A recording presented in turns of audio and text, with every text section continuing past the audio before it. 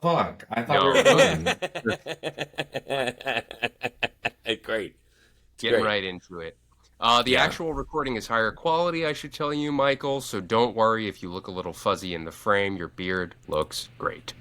I look It's a, terrifyingly clear from my end. Ah, wonderful. I was this, hoping for a little bit of like faded, blush it, maybe kind of, tune it at up.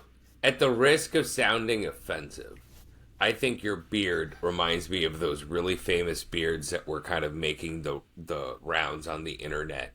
Because there was at one point, this was when, you know, Mel Gibson went crazy, but then you would Oh, see Mel's beard, and then you'd see Saddam Hussein's beard, and people would, you'll remember, Saddam grew quite a beard beautiful beard. whilst he was, being They have hunted. a lot in common. Mel and Saddam both hate Jews. And both would fly down PCH like after just getting torched at Moon Shadows. Saddam got so many tickets. I gotta Dude, tell you. Look, He paid. look. Respect the art, hate the artist. I summon all my beard icons from different. I don't reveal my exact mood board, but let's just say I wouldn't rule out Saddam in the bunker. And Mel was a tough one, but he's got a great beard. You know, Yeah. hopefully he's in a better place. I hope so. Maybe Saddam too. It's I really had to touch these things really carefully for a long time. I just I felt the real onus to try and separate myself from even being associated with Saddam Hussein. It's just the world we've lived in. We all Yeah, are kind of, you got that beard. You know what I mean? You yeah. could I'm gonna be bring it Mel. back. I'm gonna bring it back because Okay. I don't want you to alienate our guest from the jump, Ollie. I'm gonna compare your beard to someone a little bit lighter on his feet. Mandy Patinkin, perhaps. I think it's a man. You got kind of a Mandy beard going on. He's great. Homeland, 100%. Broadway. I feel like the Pirates of Penzance. But listen, I'm gonna do Michael's. Ollie usually does the intro because this is his show because he actually hosted a TV show and I've done nothing. But I know you, Michael, and so I'm gonna do your Yeah. intro because listeners are like, "What's going on? Who is this?" Well, I'll tell you, listeners. Michael Lombardo is the founder of McGolrick Bird Club, a punk, poetic, radically inclusive birding collective in Greenpoint, Brooklyn, where we both live. Michael traded in his former life in big tech for birding, and now he leads over 100 people every Saturday morning to connect with the natural world, armed with binoculars, whiteboards, and Mary Oliver poems. But his most important credit, and the reason he is here today to talk to us, is his adorable daughter, Inez. And, of course, his expectant daughter, name to be decided at a later date, or shared with us, or not. We'll find out. Please welcome to the show the world's greatest dad, Michael Lombardo. Wow. Thank you, Neil. Thank you. You're It's good to welcome. be here. Great to talk with you guys. Yeah, the intro precedes me. I mean, that was something. Let's go. I'm really fired up because I don't usually get to do that. That's Ollie's territory. This is World's Greatest Dad with Ollie Khan. I just get to kind of be here too and do stuff. But that was exciting, Ollie. That's what you do every week. Well, here's the thing. Neil writes it, so it actually makes a lot of sense that he reads it. Not that, I think we have a similar approach to delivery. I can tell you right now, you really bailed me out because I still to this day, when I was rehearsing earlier, I was like, McGolrick. And I was Mc, worried about that. And the thing is, Ollie, yeah. that would have been very bad because McGolrick Park, not McGorlick like I called it for many years. McGolrick Park is kind of the centerpiece of my life. Every time we talk and I'm like, I'm at the park. Yeah. That's where I am. Yeah. That's, it is our town square, where people are like, ahoy! There is a loaf of bread to be had. Yeah. The redcoats are coming. Any news that happens there, and that's kind of where Michael and I orbit each other, and where we hmm get to hang out with each other's kids and talk. And Michael, tell us about McGolrick Park. Sell the park to us. Wow. What can you say? Well, first, I just wanted to know, where are you, Ollie? Where are you dialing in from, if not I live North in Brooklyn? Austin. I live in Austin, Texas. I was Got one it. of those people who decided to escape Los Angeles. Now, almost, literally, almost 10 years to the day. I'm Wow. about a week or two away from my 10-year anniversary of Wow. moving to Austin, Texas. Yeah. Okay, okay. This is useful information. So in Texas, there are wildlands and there's nature to be found. It's Yeah. readily available. It's a huge state. Yeah. Um, where we are in North Brooklyn, setting the stage for McGorrick Park, it is very urban, high concentration of people type landscape. We live at the northern edge of Brooklyn that's separated from Queens by a place called Newtown Creek. Um, it's basically all civilization, human settlement, um, save a few parks, which include a very small 9-acre park. It's centered in a very like neighborhoody type of area. There are markets, there are homes, there are apartment buildings, there are tree-lined streets, and then you have this urban jewel. It's a small park. There's a bigger park that most people know called McCarran Park. We're like the Iceland to McCarran Park's Greenland. Yeah, you see, I inspired some territorialism in Neil there. Yeah. And He's got a yeah, what lot can I on say about tap. it? Yeah. Yeah. Don't we all? Don't. It's why we're here, I think. Neil more than Um, most sometimes.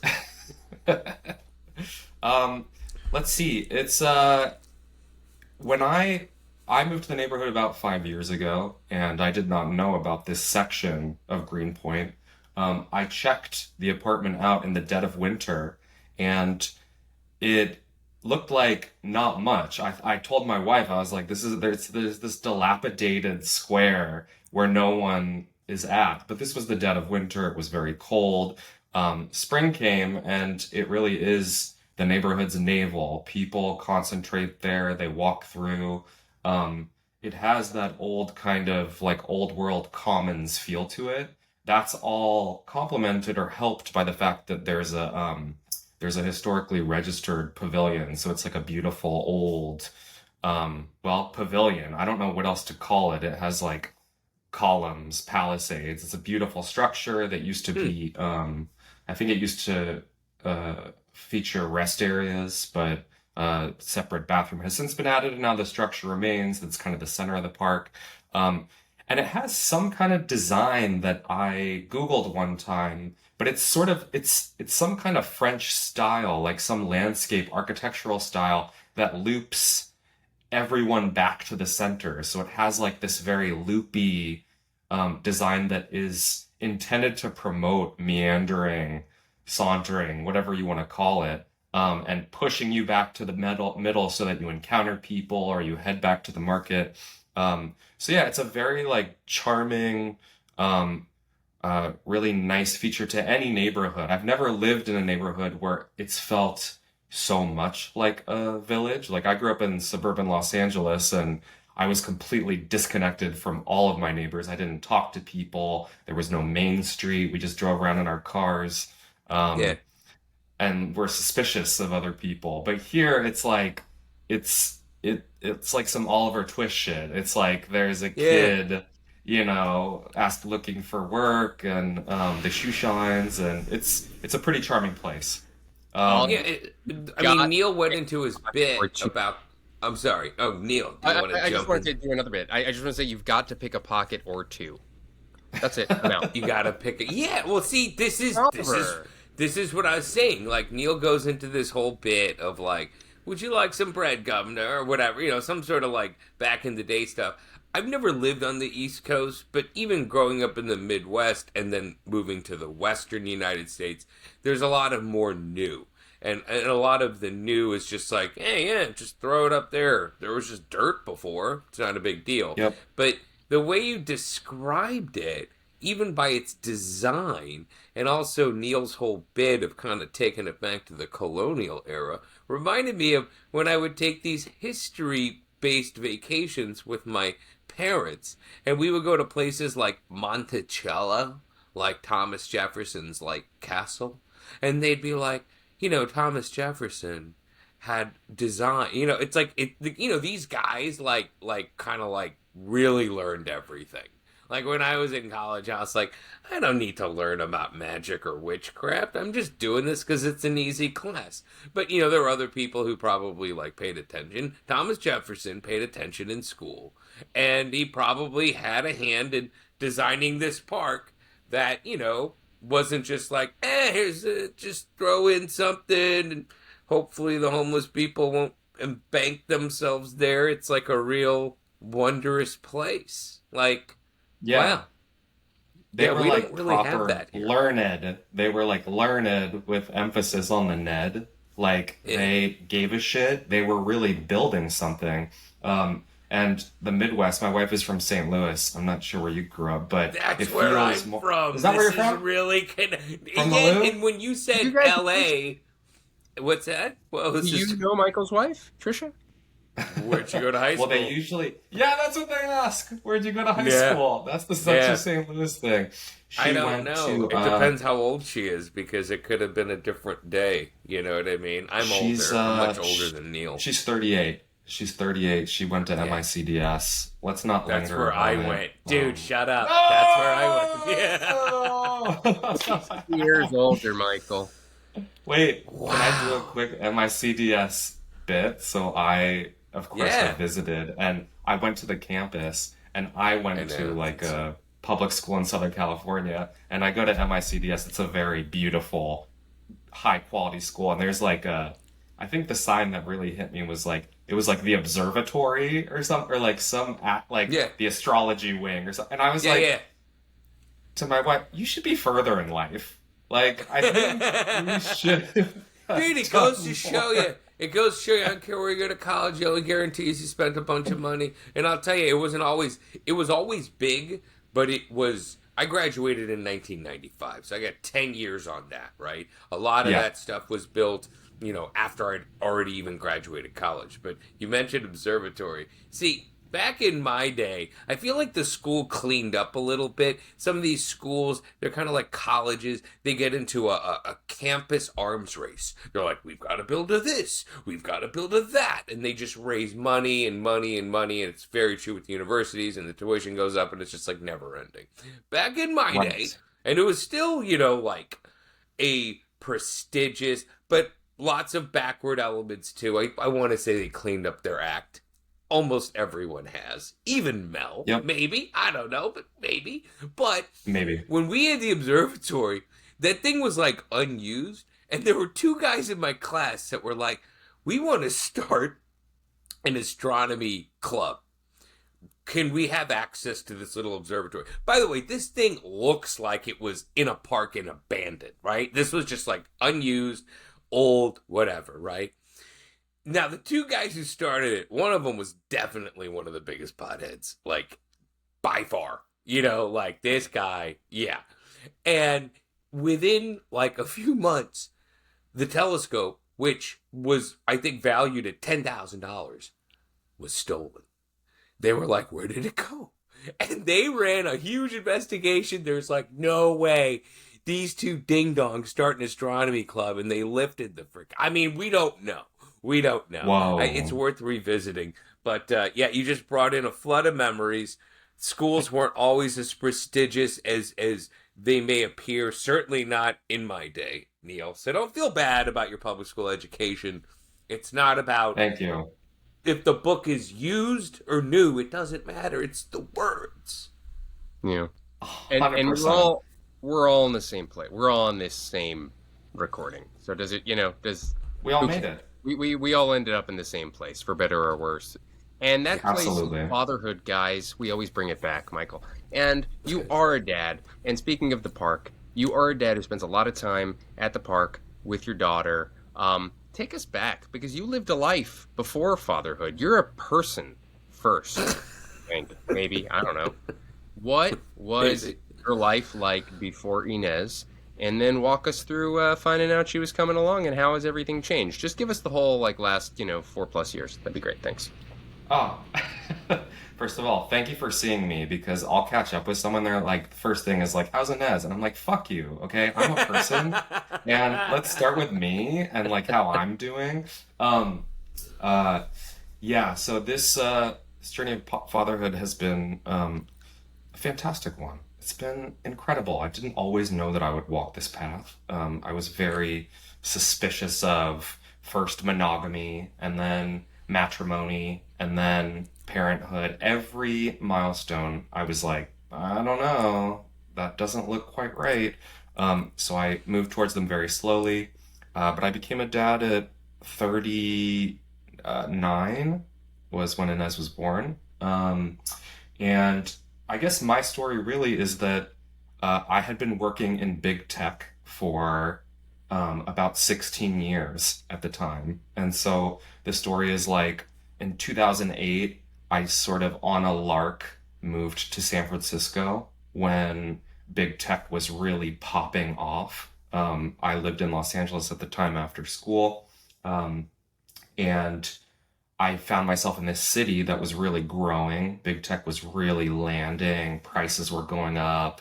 Artists were lead. All the stuff that people talked about happening in San Francisco was going on. But it also meant that for me, and I did not study computer science. I was not oriented to go into tech. But at the time, they were looking for not lay people, but people with different backgrounds to fill certain roles. And in my case, I had done like some journalistic type of things in college. I didn't major in journalism. I was more interested in like documentary film. I thought I was going to go that way. Um, and uh, I actually moved to San Francisco. Are you guys still there? You guys still Wait, there? what? Yeah, Oh, Oh, I you thought you meant froze. I thought The you meant video we were in froze. San Francisco, and I got so confused. I said, I think Michael had a stroke. He thinks we're in San Francisco. Sorry. It did look like you guys stroked out because of the video, and I will not yeah. acknowledge that because this is an audio medium, so I Yeah. don't want to confuse our listeners. But I thought I'll go to San Francisco. I had read about stuff that was happening there, like Al Gore started Current TV. I don't know if you Yeah, I remember remember that, that. but yeah, like this precursor to YouTube. And so I was like, Yeah. okay, like video stuff's happening. Sure. I'll try it out. And I ended up, I had a friend in college who did study computer science and had a job at Google as like a entry-level software engineer. And he found a way for me to connect with the team at Google News, which is like news.google.com. It's an aggregator. It was in its early days, but they were looking for someone to basically give feedback to the engineers and be like, hey, like your algorithm, like your robot editor put Britney Spears, like, shaving her head as the top story. And the New York Times would never do that. And so I was brought in to do that kind of work where I was like writing these reports about what the aggregator did and why it was good or bad and how quickly it broke news stories. And it was a contractor position. It was like fairly like I had a red badge where all Google employees had white badges. So I was like on the lower deck, like dancing with all the like lower deck folk. Um, but after a year of that work,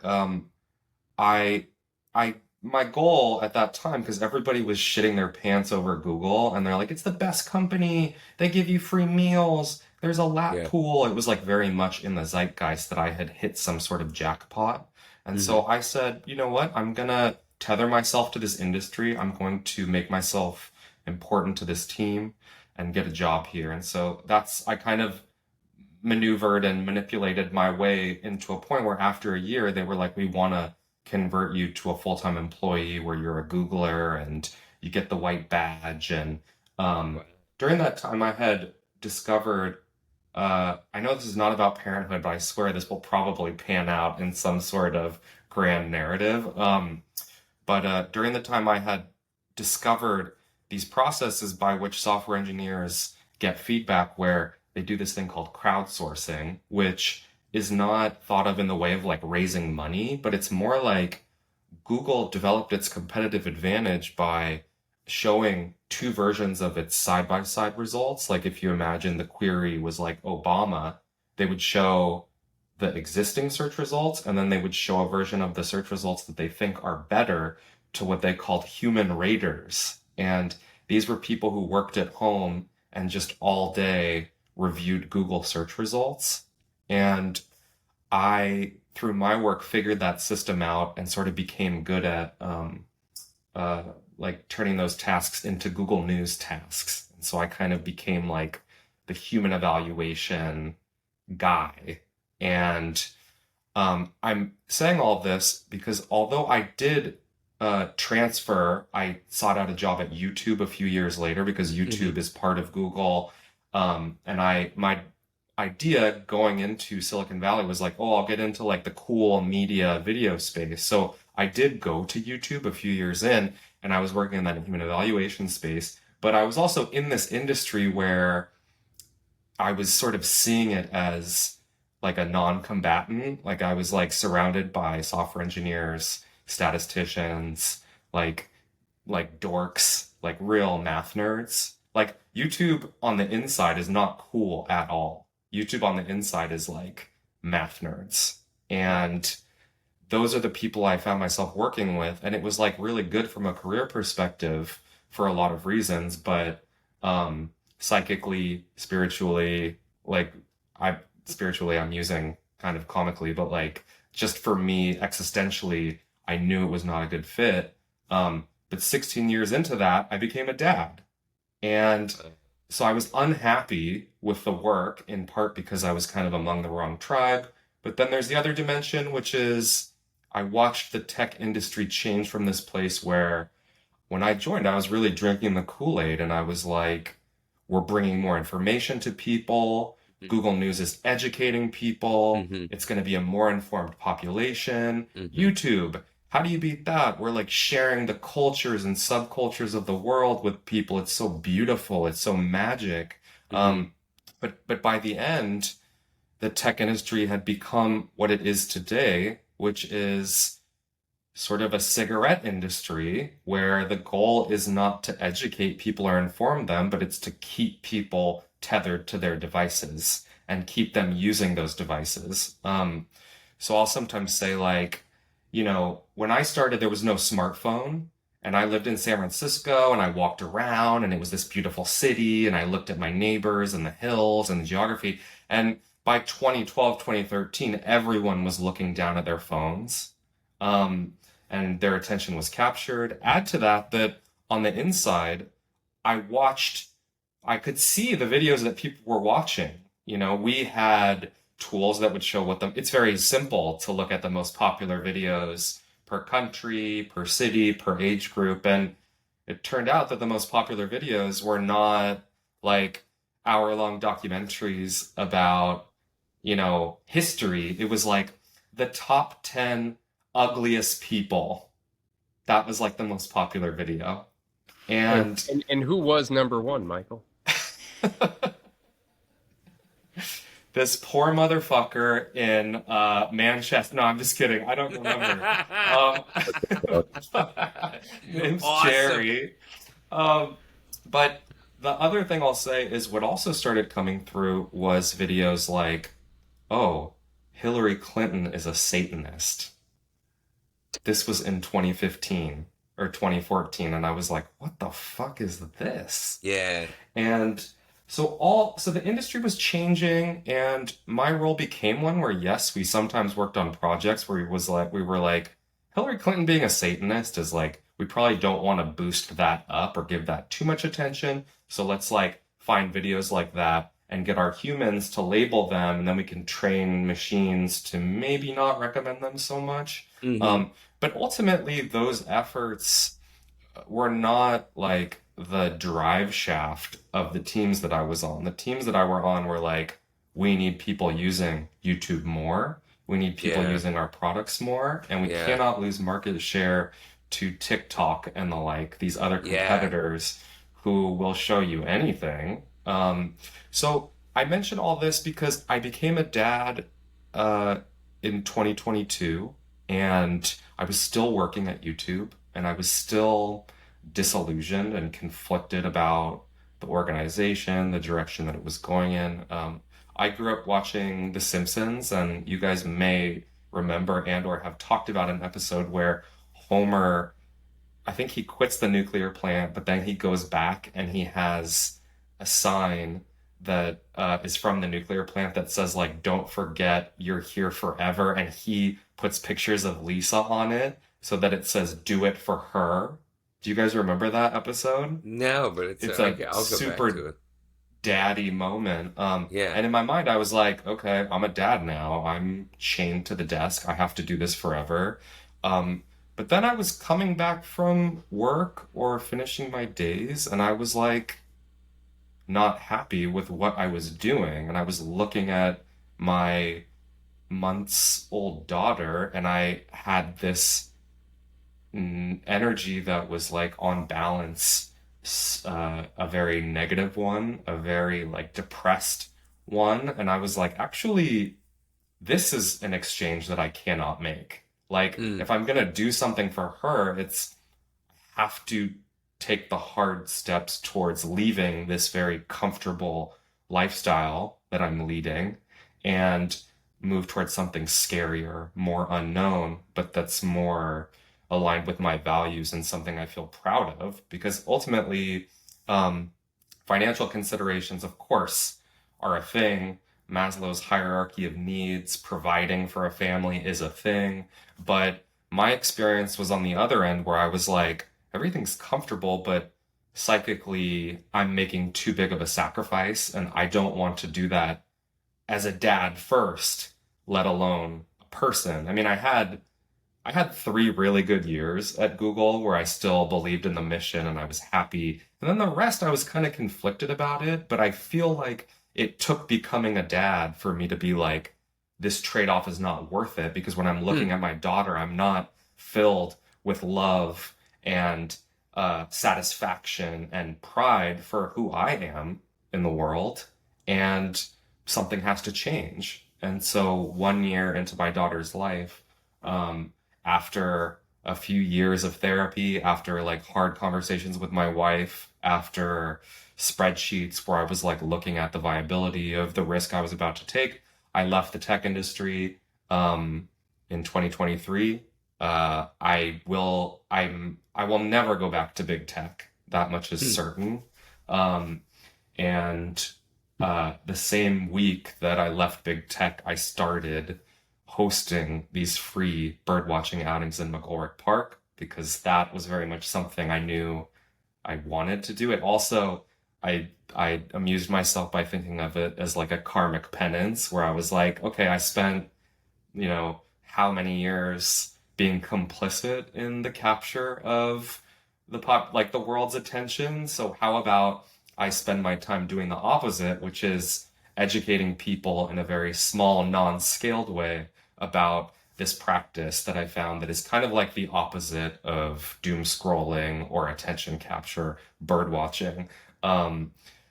So that is how I sort of think about the last few years and where fatherhood took me. That was sort of like a huge change. And yeah, now I'm a dad. I have a lot of feelings about being a dad and how that's changed my life. But I think that was sort of like a major tentpole moment that I don't think I would have found if I had listened to my reluctance and dubiousness about parenthood. So I'm very happy to be in the camp and on the greatest podcast about the world's greatest dads. Man. Thanks for saying we're the greatest. I mean, that's really the big takeaway. There are a few out there, I hear, but you guys, but I think yeah, we're the greatest. Yeah. And you're the greatest. Yeah. But I want to Thank go you. back to, because take us back, because I actually don't know. I have an idea what your origin story was with birding in general, but because you were still working in tech, and did you start birding before Inez was born, or was it right Yes. afterwards? How did the birding come about for you to begin with? Yeah, so it was 2019, and I was many years into my tenure at YouTube. I was also many years into my disillusionment with YouTube, where I knew something was wrong. Very few people were talking about the attention economy and how big tech companies have created projects that are designed to like hoover up the minutes of our lives in service of watching or consuming media versus living an actual life.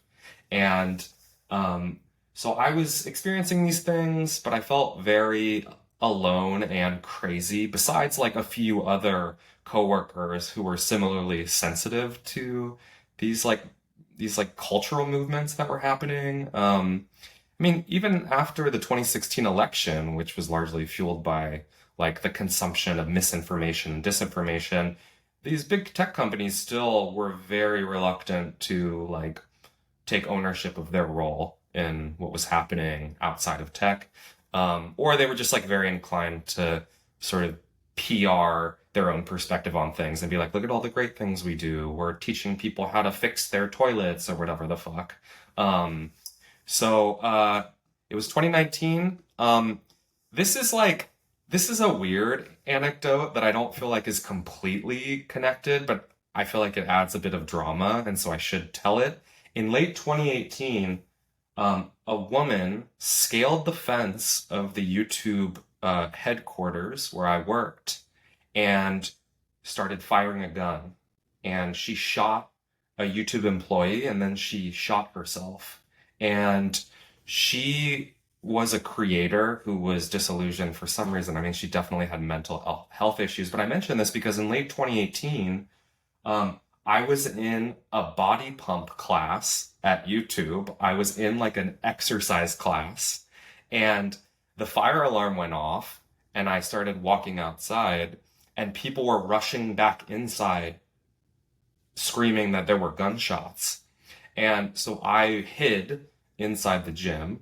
I didn't know, I assumed that it was maybe an employee or something. I didn't know what was happening. I didn't know if like someone was gonna like walk into the area where I was with a gun. It was like I participated in this very nascent American tradition of being in a workplace when there's a shooting. And I was hiding, I didn't know what was happening. I looked outside, police rolled up, and so I finally left the building. And I ran into the adjacent neighborhood. It's in San Bruno in the Bay Area, and I sat in this park where I could just see everything around me.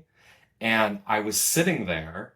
What would be really cool if I said I saw a bird at that moment. That's not what happened. That's not what happened. I'm so sorry. You know what? I'm so sorry. I'm so sorry. We got enough. We got enough. So what happened was I remember thinking I was not surprised. I was not surprised that our industry had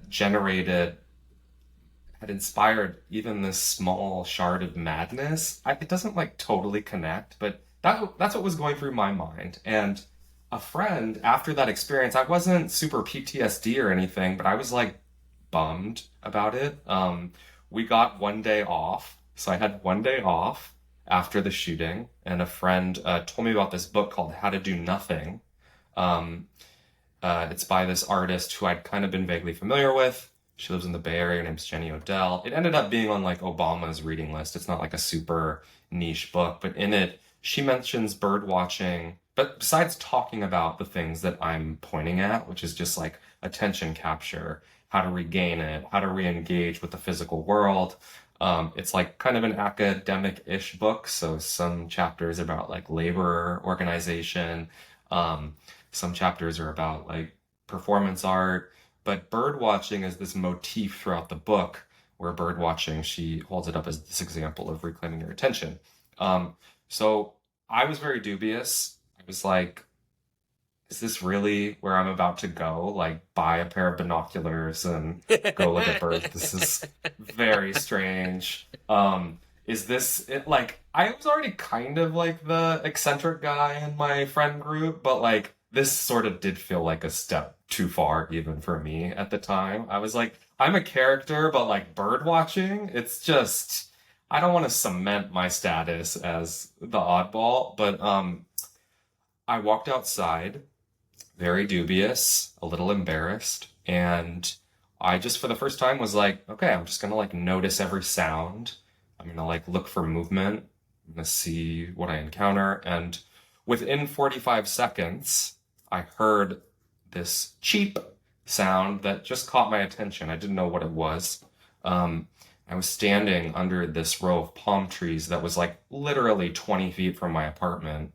And I waited, and a bird jumped out that was not small. It was like medium sized, just a little bit smaller than a pigeon, but it was neon orange and black.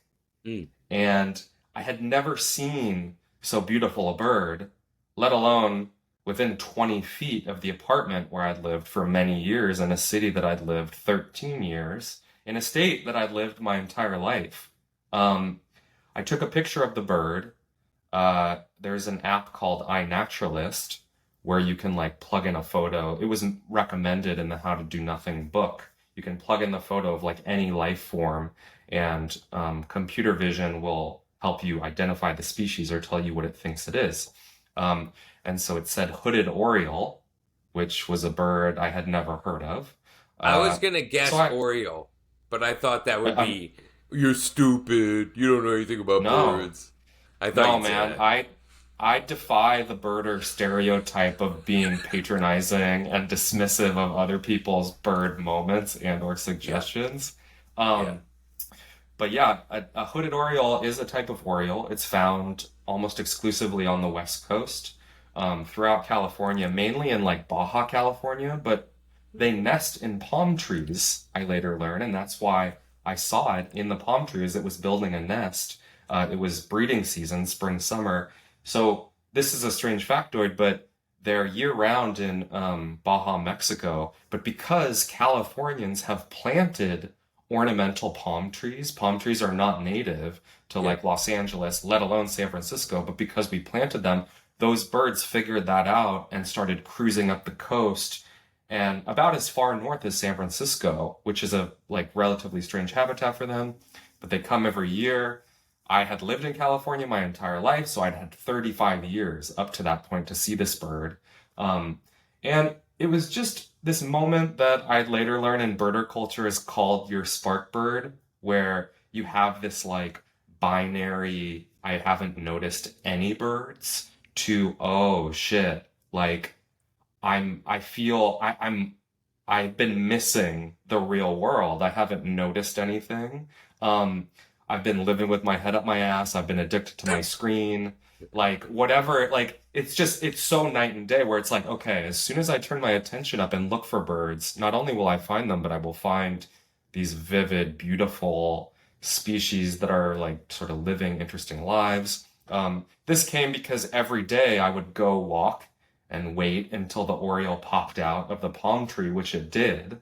And then I would walk a little bit further and go to the nearby park, which is about as big as McGolrick is. And I would just walk it and sort of repeat, like take pictures of bird species I was unfamiliar with. There were, of course, many.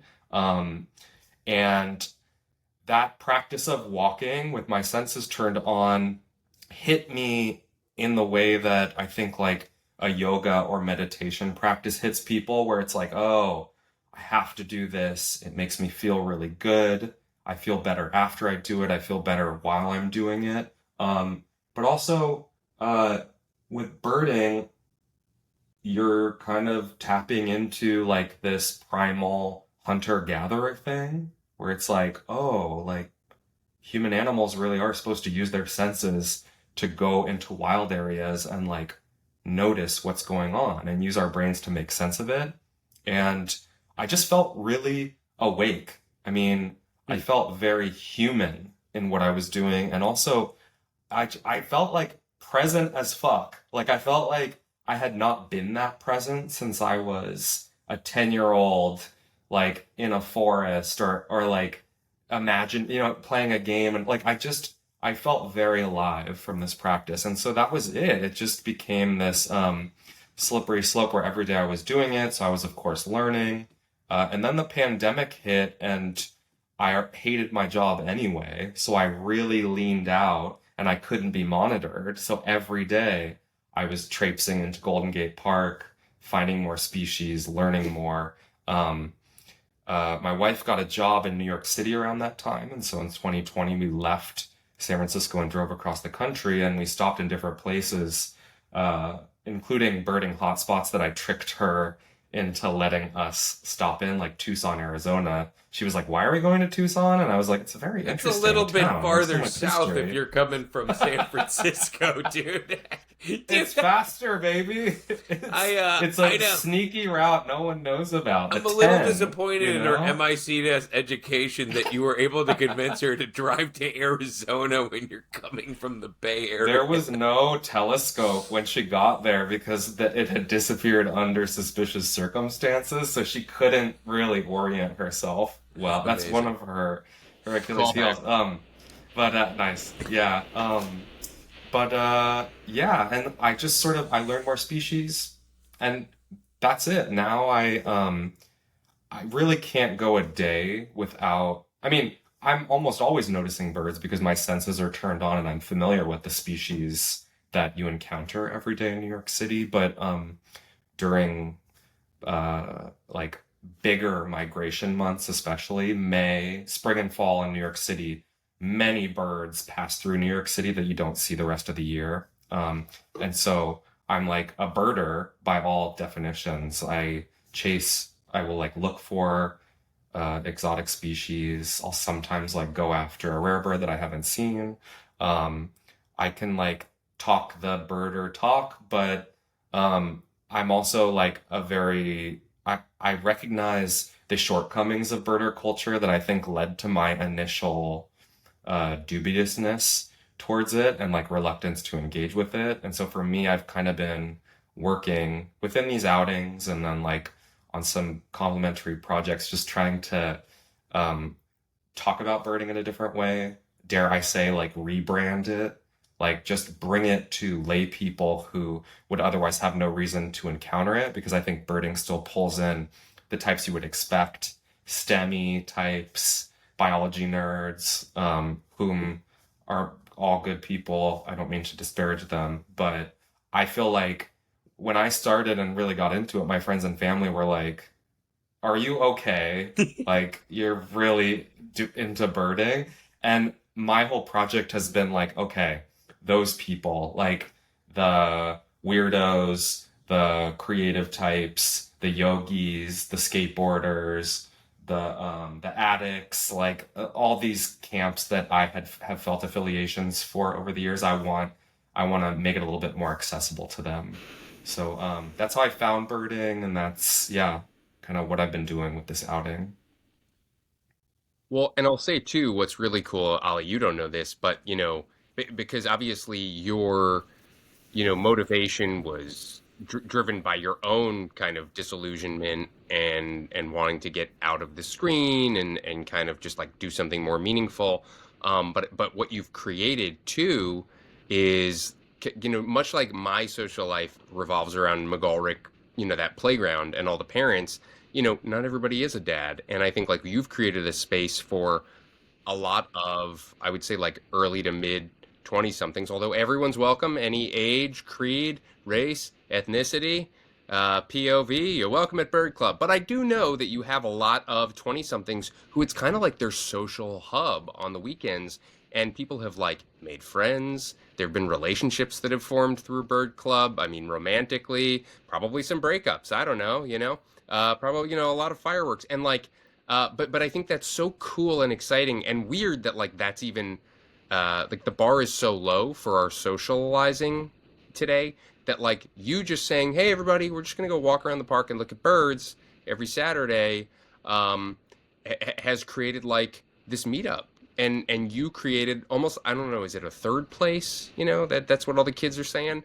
That can you talk about that? Like this kind of niche, cool hang, even outside of the birds themselves, just like this social bubble you've created. Yeah, yeah, I sort of feel like there's a luck and timing factor here too, which is people are increasingly disconnected from one another for reasons we've talked about, and the yearning for this third space thing is real, whether or not people can name it. But some activity that's regular, we do outings every Saturday, that's regular, that they know they can go to, that they know they can encounter people. Um, I have created a mood, I guess, which is like it's I try to make it like fun and easy and talk about birding in the way that I think about it, which I was not encountering at some other birding outings that I went to. It was much more serious. Everybody was like focused. Everyone had their social blinders on. This, I was never like, I was always talking to people while finding birds. Uh, I guess when you were talking, I'm thinking about, with our kids at this park, what I've realized is the park, I did not have, I had a park growing up, a local park in suburban Los Angeles, but it was not the community commons park in a way that McGolrick is. And that's a value that I've only discovered through this effort. I didn't start it because I was like, I want to create a community group. I started it because I was like, I want to pass this on and bring people to birds. And when I lived in San Francisco, I mean, I've described myself as like a social camel. I can go very long periods without interacting with a lot of people. I'm fairly introverted because I need to be by myself to recharge. Like after this podcast, I'm going to turn the lights off in this studio and just like zen. I'm not really going to. I was trying to be funny, but like after the Saturday outings, it's nice just to be by myself, not talk to people. But the community gathering around it, the returnees, the new people, making sure the new people feel welcomed. What am I trying to say? I'm trying to tie these two things together, but like that value, I didn't know how important it was for me. And how important it is, I think, for young people, kids. I feel lucky that I think my daughter's just going to learn it via osmosis because we walk her into the park every day that she's not resisting, at least. But, growing up in suburban Los Angeles, I felt very isolated. I remember moving to San Francisco and I was walking on the streets and like taking the bus for the first time. And I was like, oh, I feel more connected to the city. But New York City and this park and spaces, even things like I've inadvertently created, it's like another layer where it's like, it's not just being of the main street and kind of saying hi to everyone. It's like we're pushing each other closer together even further, where we're human beings, again, human animals who want like a common focus and a common cause. We like little missions that we can take up with one another. We like little hunting parties. I'm like drawing from a few different like of my philosophical beliefs right now, so it might be a little confusing, but like I feel like I birdwatching has taught me to think about like our primitive, very base level needs and like what humans evolved to do. And I sometimes think about like the longhouse of like the indigenous people where everyone was together and they were like sleeping next to each other and like I have friends who live alone. I lived alone for a long time, but I recognize how hard that is. Living alone is like really hard because you're isolated. What am I trying to say? This group, the amount of value that it adds to New Yorkers' lives or Brooklynites' lives has surprised me, but it's also dovetailed with my own discovery of like my need for this high level of community. And then when I think about my daughter and what I want to communicate to her about being a person and navigating the world, that education, the education that I never got as a suburban Los Angelino of being of the village, recognizing your neighbors, saying hi to people, maybe even like learning how to avoid a social bogey here or there. Like these are all skills that are learnable and I think just good for the culture. I will also say sometimes we have a dude who shows up who's an alcoholic and he may be a vagrant, but he shows up holding vodka and he kind of smells. But my vibe has been such where I'm just like, yo, like check out this bird. Because he's drunk. And what he'll oftentimes do is he's like, I'm just here to be in the group so I can do my drinking. And I'm like, cool, man. Like, but he's kind of a younger guy, so I'm like, come here, like check out this like common grackle we're looking at. I guess the point I'm trying to make is not that I'm overly inclusive, but more like this villagey vibe. You do come up against personalities that you don't match with. You come up against people who you disagree with. You come up against people who are stinky. He literally smells.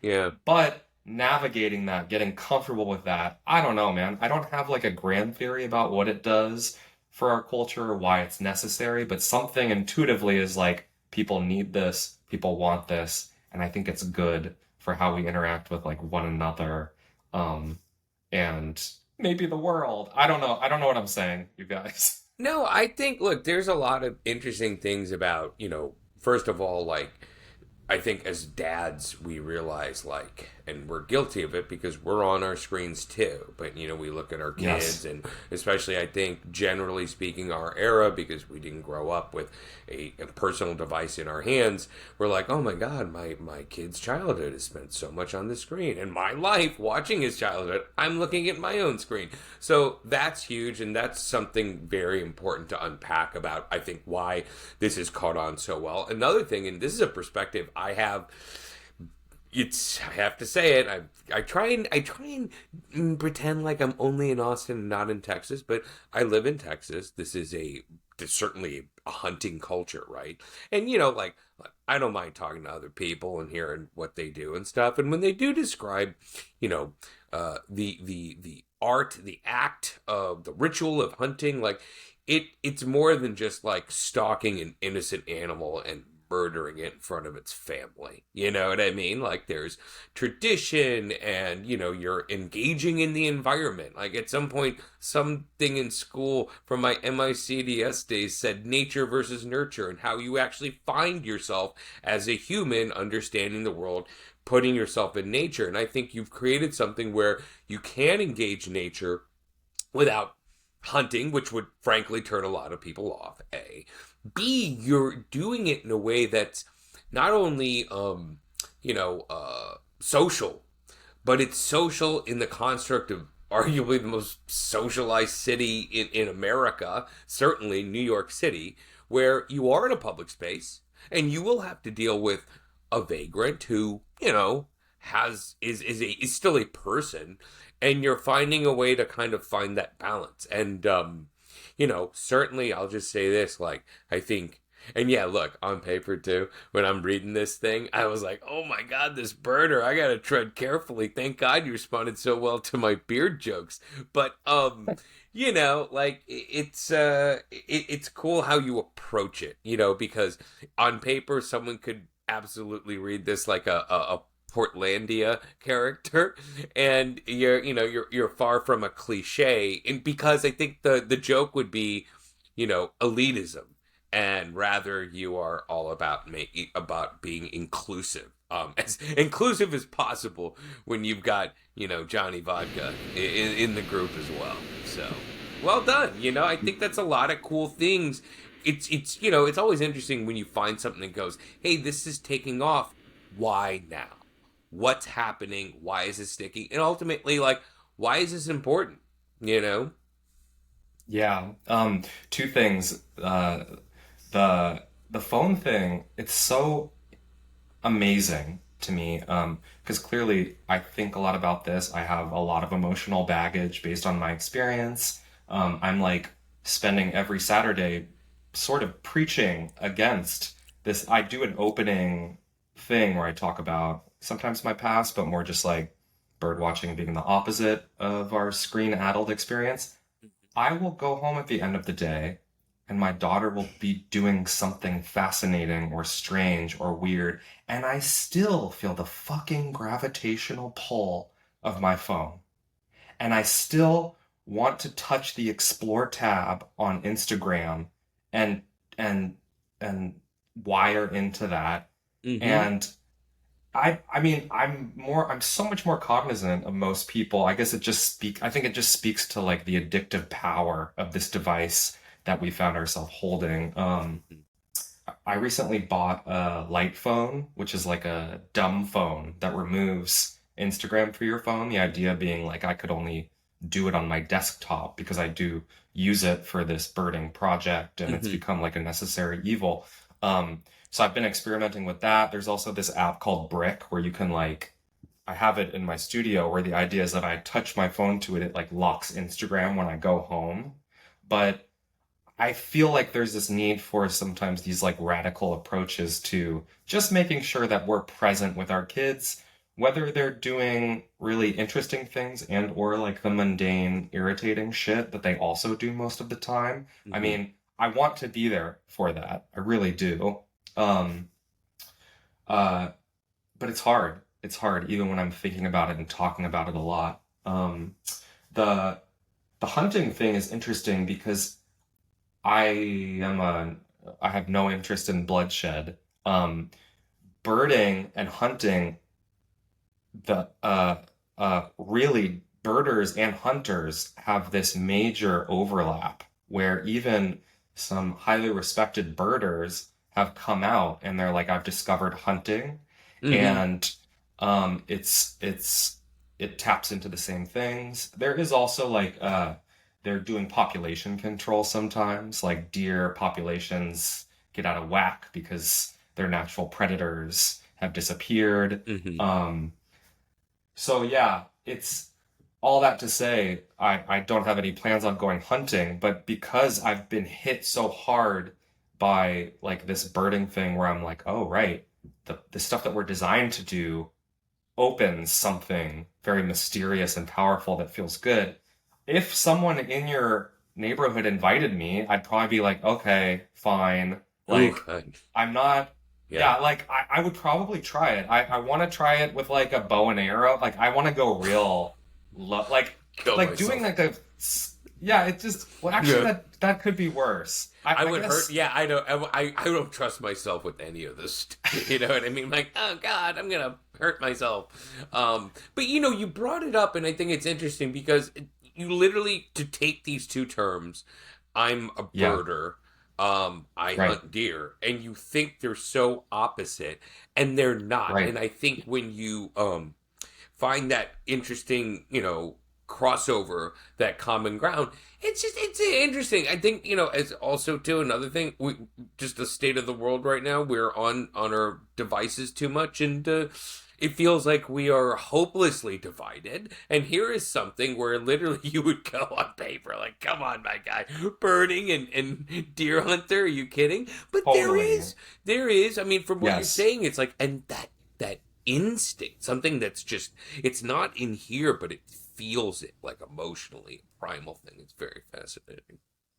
It is. It is. I mean, I appreciate how it challenges like my own subconscious orthodoxies a little bit because I tend to lead a certain way politically, and yeah, I'm completely off put by the idea of like killing an animal, let alone like once, then repeatedly as sport or as practice. Mm-hmm. But yeah, it's challenged that and it's made me try to be a little bit more open-minded about it. I can still think like making your whole personality about being a hunter is fucking douchey. Just Yeah. like making your whole personality about being a birder is really fucking lame. You Mm-hmm. know? Like I'm looking for and that's the thing with this group is it's just like, you know, it's an English term that's been ported over to the United States, but twitchers are what hyper avid birders are called. These are people who are like, oh shit, like the yellow-billed cuckoo has arrived and it's here. I have to go find it, and they like drop everything and go for it. Like I don't. I mean, I get it. I get the impulse, but yeah. I like the fabric. I like the blending. I like the non-identification. I like the non-tribalism of it all. Like these like signifiers just at some level feel not right for the group that I'm creating. I love if there are like people who become major bird nerds who were Mm-hmm. not previously, but I don't walk around with like I might have like one or two, but I don't have an entire wardrobe of like bird graphic tees, and I never will. Um, I've got a bird tee. so word, Yeah. Yeah. I got what? word. You're ready for us. Actually, too, Texas is one of the best birdwatching states in the United States. So I will tell you, and if you've been to Missouri, one of the the state bird is the blue jay, but the famous bird is the cardinal because of the baseball team, right? And then when you mentioned the bird you saw, I guess in Golden Gate Park, I was like, oh, it's an oriole, and part of it is association I have because there's a lot of birds associated with baseball teams, but I have seen a fair amount of birds. I mean, certainly coming from, we were living in downtown LA. My son lived his first 3 lives in downtown LA. So when we came to Austin, it to me was like the neighborhood we were in originally. I was like, I feel like I was in Berkeley. I was like, I was around a lot more trees and stuff, which brings me to a perfect segue to challenge a man of your expertise and maybe even shed a little light on my experience with birds. Because this is very special because this reminds me of a time of when my son is not the 13-year-old who's doom scrolling all the time because he's into that, but when he developed a fascination for birds. I think he was maybe 4 or 5. So we're going to play a little game. It's called Guess the Bird. I've got some wonderful examples here. Can you tell me, Michael, what is this species of avianness? It looks like a wren to me. It looks like some type of wren. I thought it was a parrot, but... Oh, parrot? No, am I wrong? Let's call it a wren. Unfortunately, there's no label. But this is... I just want to bring this up because this is not just like... Unlike this toy, which is just, hey, it's Mr. Ducky.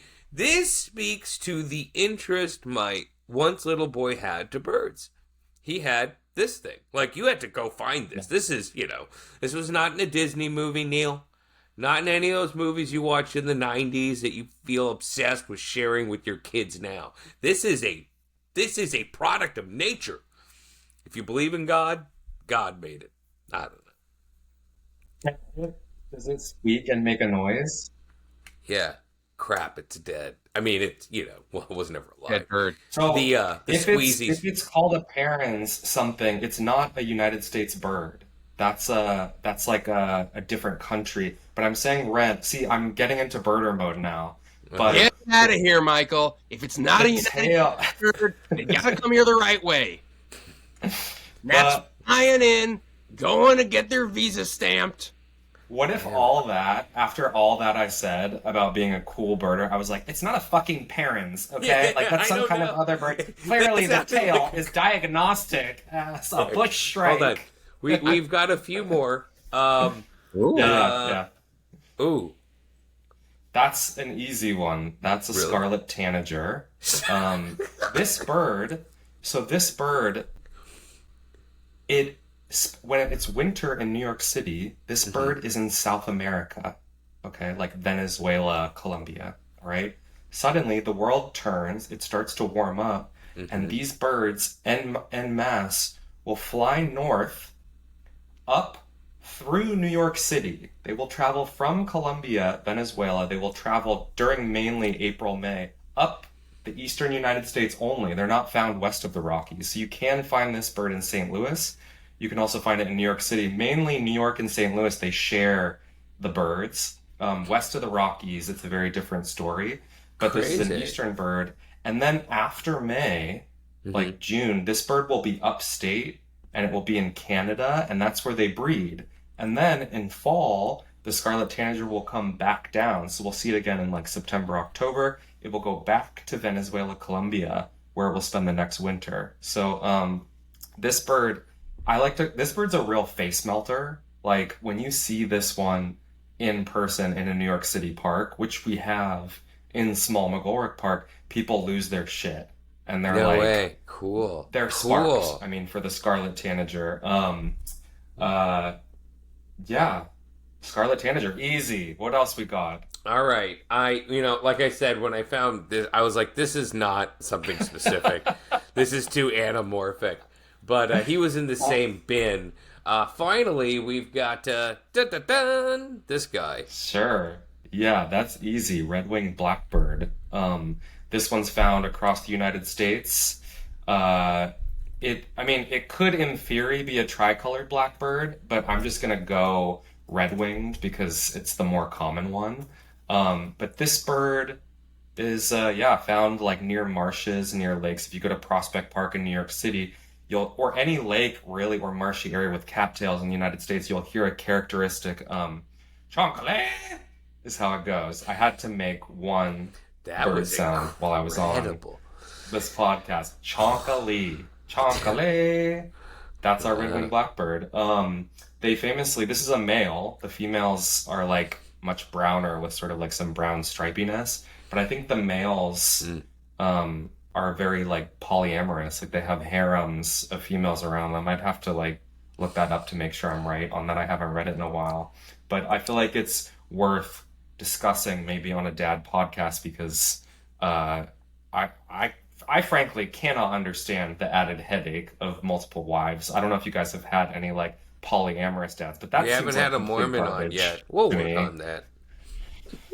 It's a way to. It's an idea. I don't know. That's a red-winged blackbird though. It's a good These are pitch. Maybe some of the other podcasts have featured them, but not us yet. But we will. Oh, I like that, Ollie. Thank you, Michael. That was, and honestly, thank you, because I was traveling a lot, and I would come back, and then, catch up with my wife and son, and I'd be like, what are these cool things? By the way, I'm a huge stuffed animal person. I, saved my stuffed animals. When, of all the things that were getting tossed, including my Super Nintendo, I'm like, I don't need this anymore. Big mistake. But I totally kept my stuffed animals. But then he got into birds, very, very specific stuff. It was obviously his little phase. And then, big tech, the power of Amazon. You could buy these things, very, very specific. And so it just, I literally went into his room to be like, God, we gotta have a few of those. Because, they were coming in like droves. It was just, when he was into it, and big tech Amazon, pretty affordable. Much cheaper than FAO Schwartz. Much cheaper. Absolutely. When I was a kid, I was addicted to those toy cranes at the arcades. I loved those, and I got good at them. And I amassed a collection of stuffed animals. But jettisoning that topic for the more important one here, Texas, big bird state. There's a bird called the scissor-tailed flycatcher that can be found in Oklahoma and some surrounding states, but it's people associate it with Texas. It's a bird with a 3-foot long tail. I mean, and it's not small. So if you're looking at wires as you're driving your Dodge Ram or whatever, or your diesel truck. I don't know what you're into. Kia Rio, folks. Yeah, it's still left over from the LA days. I was like, small car. It's easy to parallel park. No truck here. Absolutely. Nice. Your guns are not going to fit in that thing, okay? You're going to need a bed. I just have to, the glove box keeps the Glock, and, there's that, But yeah, I know, no firepower, unfortunately. Not if, if the shit hits the fan, what am I really going to do? Michael, yeah, what has birding taught you about being a dad? I know there's a leap, I'm making a leap, but I'm going to assume that you knew you were coming on this show, that we would try to make the connection. What lessons can birding impart on parenting? Oh, yeah. Good. I think it's the one that's right there, which is when I am out by myself in a natural area with my senses open, paying attention, letting things happen, waiting for emergencies, and ultimately trying to use my animal brain to identify birds, it is very instinctive. And I don't read about it in a guidebook. I just make sense of my surroundings. I devise my own tips and tricks for re-finding the bird or what it sounds like. I mean, the famous one is when you look at a bird guidebook, it will be its call is, and it looks like unintelligible writing, and that never translates into the real world. And for parenting, there's a lot of noise. It's become very zeitgeisty to become an expert on social media about a topic. There's a lot of comparison that we social primates can't help but do. But if my wife and I are facing a challenge, like our daughter's phasing, entering some new awful phase that we have to adapt to, and we're like fighting more or like debating a topic um, in terms of like how to deal with it. Um, I my wife will oftentimes represent like the agreed upon consensus and or like what's happening in group chats. And with birding, it's like I will try my hardest to fall back into that instinctive mode where I'm like, okay, what's natural here? Mm. What's normal here? What are we actually facing? Um, I do like sometimes like inhabit the psychological longhouse where I'm like, if I were like in a primitive dwelling and my child were just facing a wild world, how would I deal with this? Because a lot of the challenges that we face are modern ones. They're like schedule constrained. Like, oh, my daughter doesn't want to go to sleep and I have to be up tomorrow. Like, what if I were just living a simpler life, a more natural life? How would I use my primate senses to deal with this problem?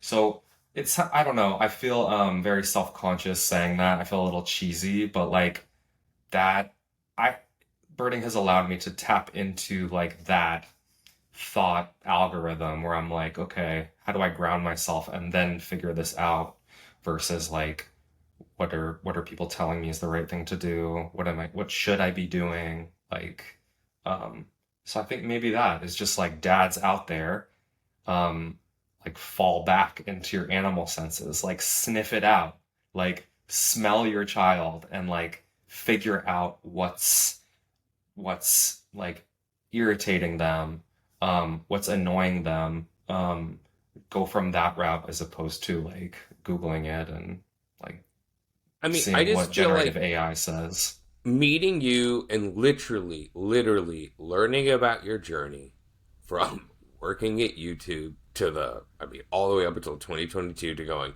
I'm going to take people into a park in New York City and show them birds is like a little, if we can just take a little bit of Lombardo, and if I could do that for probably 20 minutes a day, like how much better that would be. And even if it's not like, oh, I'm going to sing a Cat Stevens song to my son and, build a boat, even if I don't walk away with some productivity, just to, unplug a bit. It kind of reminds me of the first Matrix movie where the internet was still desktop and they're like, why don't you unwire, man, and come to this party and ultimately take some pills. And, while I probably can't go to a party, I could at least put my phone down and possibly look for birds or something else out there in the real world, in the real world. That's the thing. That's the thing. Morpheus, welcome to the real Yes, world. I think that just sums it absolutely. all up, doesn't it? We got there. It 1999's The really Matrix. does. We got more questions because this is good. So Michael, I know we've got you for a little bit longer, and I'm sorry, and we appreciate your time. Your time is valuable. There are many other things you could be doing, but because you have such expansive knowledge of this topic, I feel like we have so many more fatherhood questions I want to ask, and then maybe they'll dovetail together, and then we have a lightning round. So stay tuned, Yeah. Let's listeners. go. But first, I do want to know: is there like a daily or weekly ritual you do with Inez that is something kind of, in the real world that she really is really important to her, or that you really cherish, and tell us about that.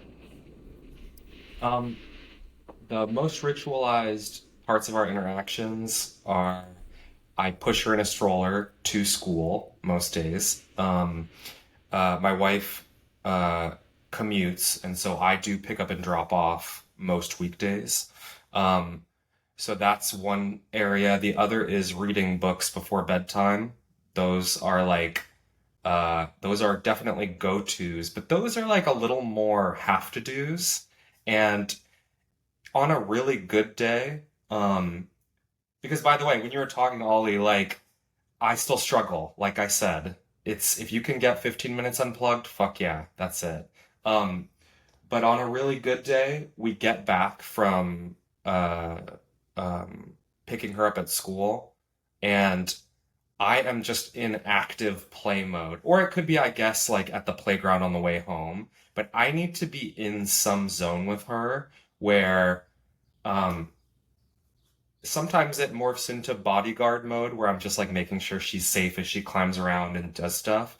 But I want to like get on the floor and like play princess with her and like move the frozen Barbies. And I want to like become a kid again playing with GI Joes and just have a mental switch where I'm like, I'm invested in this really stupid fucking game. There's no, by the way, this isn't even a game. It's not even entertaining. Like, you can't, my daughter cannot keep to a script. She can't like focus on one thing, but I am going to make a commitment to just like get in it with her and Yeah. follow it and make her laugh. Like, that is a good day when I can get in that zone. And it's something I guess I think about, like it's a goal that I aspire to or a ritual in that way.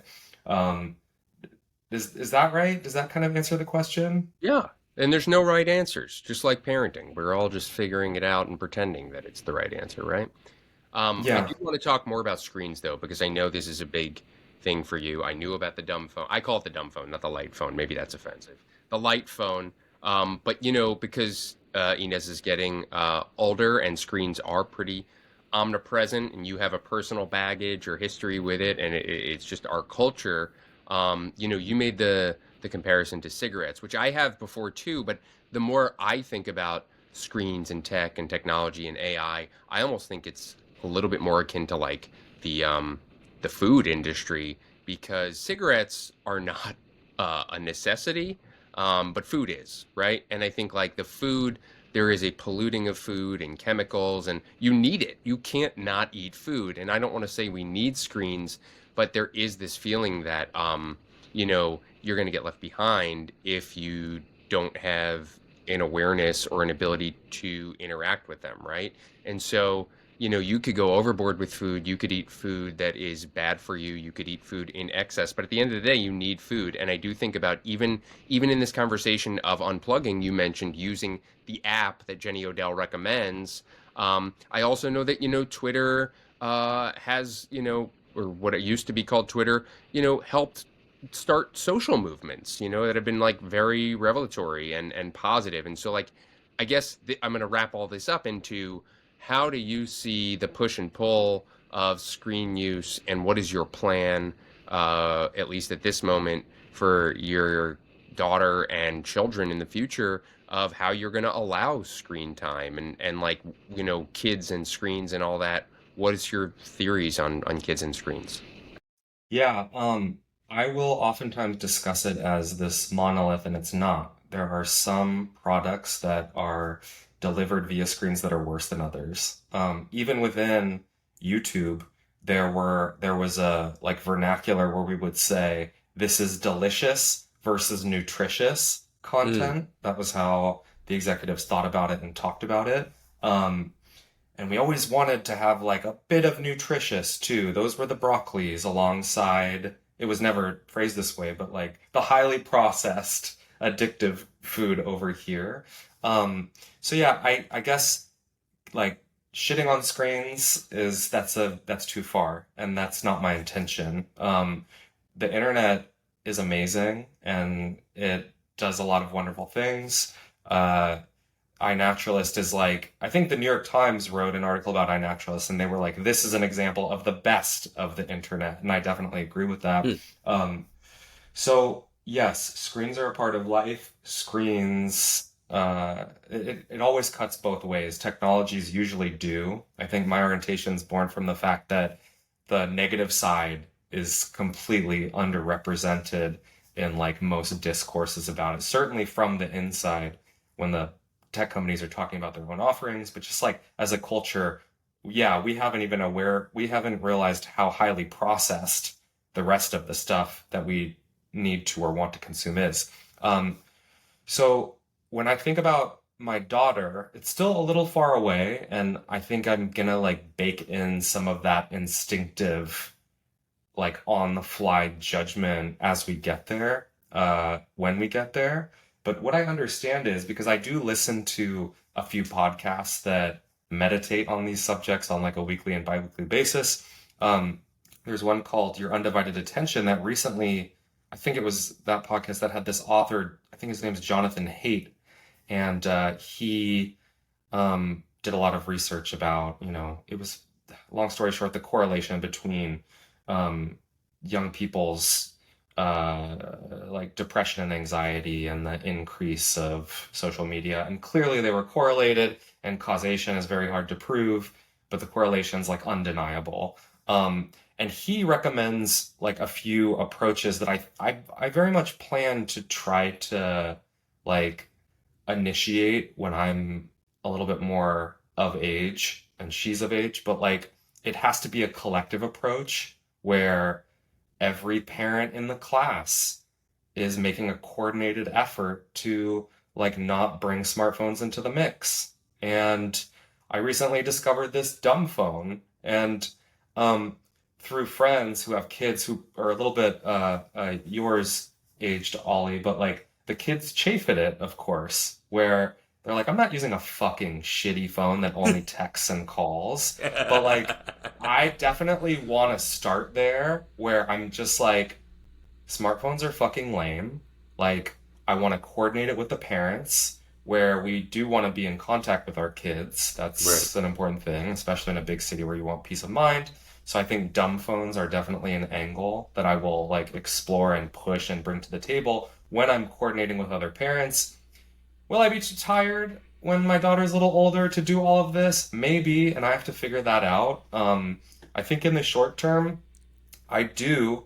Again, it goes back to the daily practice where um, I want my daughter to see me on the phone less.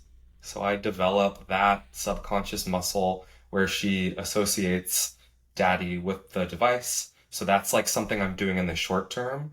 Um, there are other there are other recommendations that that author makes that I'm forgetting now, but the one about that hard community born work that needs to be done where you're coordinating with other parents sticks in my mind, not necessarily because like I'm engaged with the community now and I've become increasingly comfortable with that and I see it as a necessary hardship or like a necessary like really hard thing to do.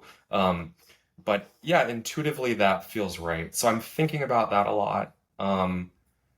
I'm thinking of, yeah, I think that's as far as I've gone so far. She's still 3, and she discovered Sesame Street and Peppa Pig in the last year, and I think it's great if she watches those and follows the longer form narratives of whatever Peppa's up. Peppa actually is suspiciously a little more short form. I mean, I don't know if you guys have experience with it, but like it's not like a 30-minute.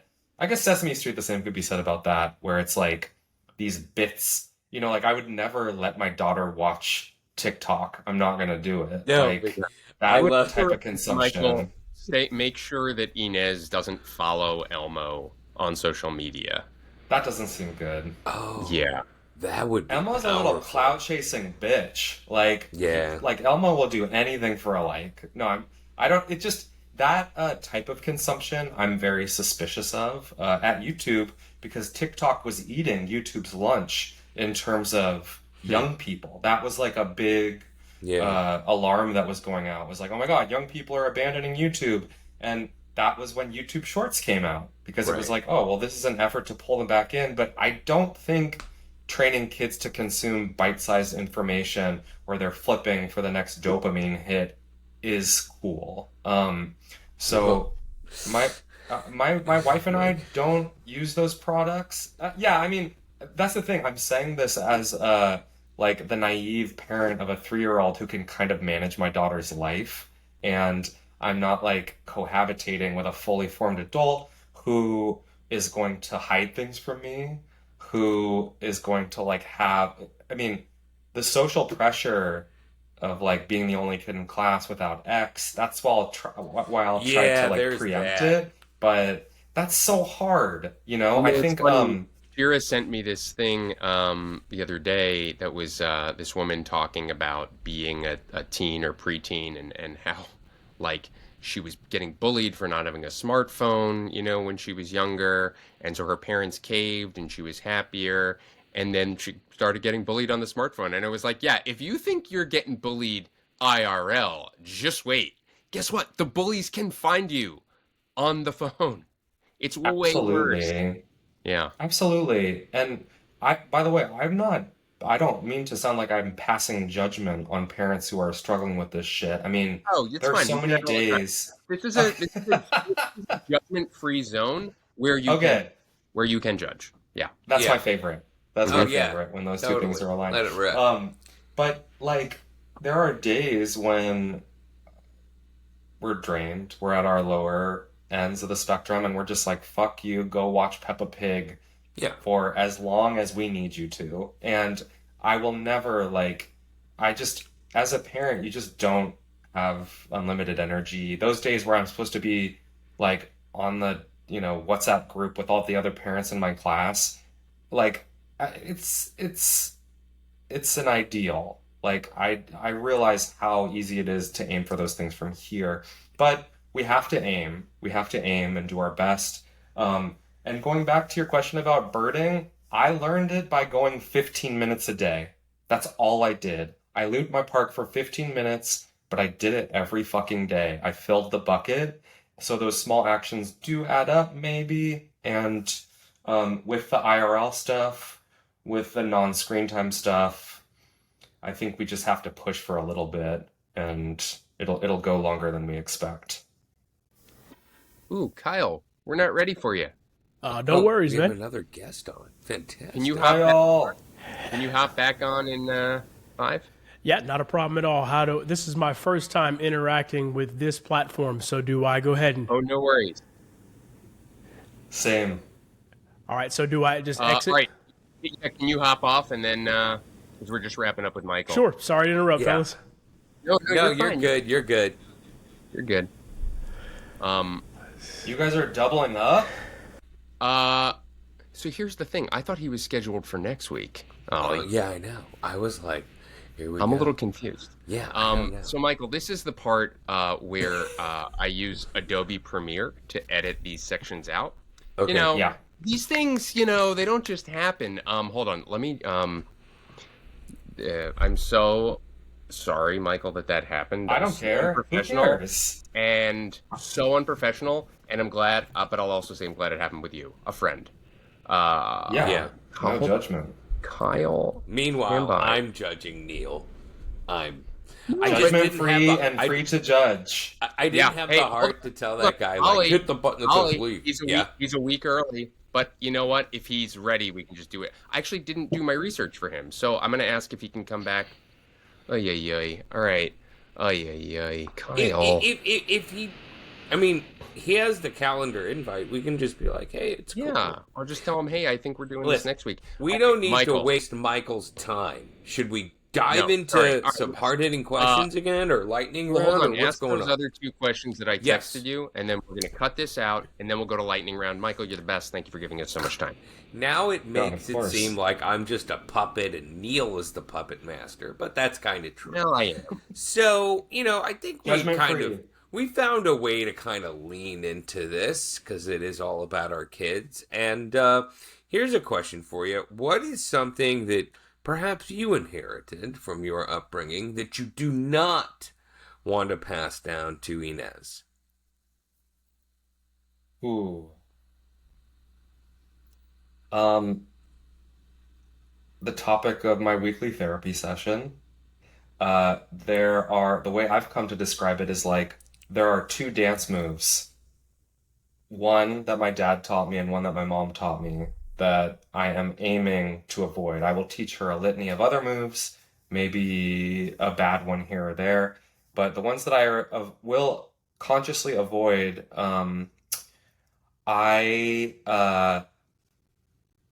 let's see. I don't know if the book It Became a Movie by Cormac McCarthy, The Road, has ever come up on this podcast, but It's a little harsh. It's a grim one. Another like a good father and son road trip. So I'm gonna teach her how to forage and kill zombie people. No, kill marauding bands. No. So the thesis of that book that I realized at the end and that really struck me is I was, through good intentions, raised in a way where I was fearful of like certain paths in life because they were more risky and my parents were risk averse. And that that led to a lot of confusion in terms of what I wanted to do with my life because I took their feedback seriously. And so my conscious plan is to avoid like non-supportive interventions in terms of like my daughter's chosen paths. Like if she, whatever she wants to do, I'm going to help her explore it. I will give her I will try to be reasonable about the risks associated with the path that she wants to choose. I think there's an anecdote where like Will Ferrell's dad was like, you want to be in comedy? The likelihood's not that good, but like, go for it. And that, I thought that was like a beautiful story. And Will, when he's recounting this, really appreciates it. And I want to embody that in a way that I did not experience. Because I was like the dude in the road who the dad was like protecting him from a dangerous and scary world, but in a way that may have been limiting in some senses.